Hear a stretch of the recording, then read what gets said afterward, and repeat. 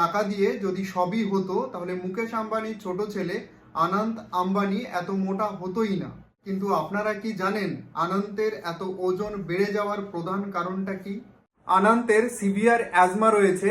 যদি একটু বুঝিয়ে বলি, যাদের অ্যাজমা থাকে তাদের ফুসফুস সঠিকভাবে কাজ করে না, অর্থাৎ শ্বাস নিতে কষ্ট হয়, যার ফলে আমাদের শরীরে রক্তে অক্সিজেনের সরবরাহ কমে যায় এবং আমাদের ব্রেনের সেলেও অক্সিজেন কম যাওয়ার কারণে হাইপোক্সিক ব্রেন সেল ড্যামেজ হয় এবং পরবর্তীতে কার্ডিয়াক অ্যারেস্টও হতে পারে। এবার এই ধরনের সমস্যাগুলো যাতে অনন্তের না হয় সেই জন্য প্রত্যেক মাসে তাকে একটা হাই ডোজের স্টেরয়েড দেওয়া হয়, যার সাইড ইফেক্ট হিসাবে অনন্তের ওজন এতটা বেড়ে গিয়েছে। অ্যাজমার চিকিৎসা নাম্বার 1 ব্রোঙ্কো ডাইলেটর হিসাবে ইনহেলার সালবিউটামল ইউজ করা হয়। Number 2 steroid.